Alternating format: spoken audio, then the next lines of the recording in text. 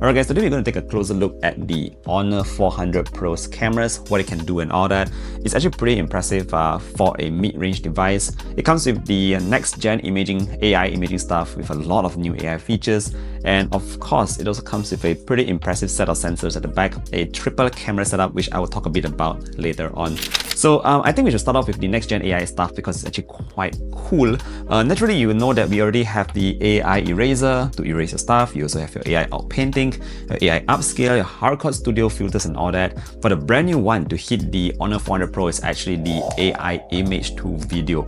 Now this is actually pretty impressive because from just one still photo, you can actually convert it into a moving image or a video. It's actually only up to 5 seconds in terms of its length, but the things that you can do is just really unimaginable. So I actually did a couple of tests here, as you can see on your screens, just putting myself standing on the road. I can actually make myself move around, make myself dance and all that, and it's actually pretty cool. I actually found something that actually made an even more nostalgic kind of video, and that's actually if you go and dig back into your older photos. Say for example, you find a photo that's shot maybe during the 90s. Now what you can do here is actually upscale it, AI upscale, to actually get in more resolution so you have a higher res picture, and then you go into AI outpainting so you have a larger, wider kind of photo, and then you actually put it into AI image to video and make a very, very nostalgic video come out of it. Now I think this is actually super impressive because more than often, I actually think about the past, what has actually happened back then, what could this scene possibly be, and with the AI image to video, it's actually super realistic in terms of the movements and everything,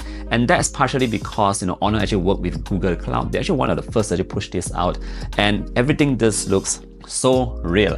And this actually is so much more fun compared to just editing your photos. I think Honor is actually moving one step further in making all these pictures fun again. And yeah, if you want to use the photos from the phone itself, you can also do that too. Now speaking about photos coming off the phone itself, what do we actually have here at the back? Now we do have a 200 megapixel main sensor. It's a 1/1.4 inch unit that makes it larger than its last gen.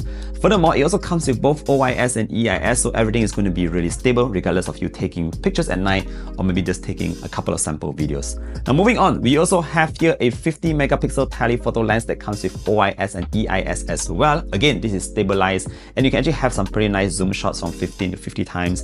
I would say the sweet spot is below 10 times, but I'll show you a couple of samples later on as well. Last but not least, we have a 12 megapixel ultra wide that also pairs up as a macro lens, and this again gives you a different kind of perspective into the kind of images you want to shoot.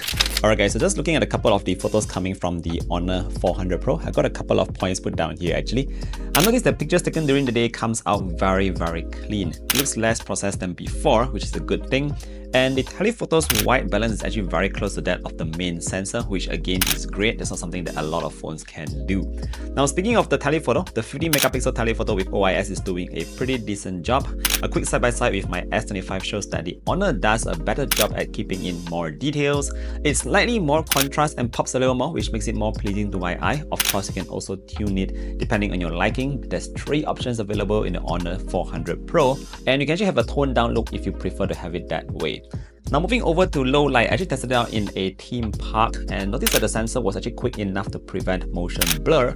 Other than that, in terms of normal low light photos, it was able to produce pictures with minimal noise. It had a very good control of the environment's rather challenging lighting conditions, and the ultra wide shots actually turned out quite well. It was quite surprising to me here, honestly.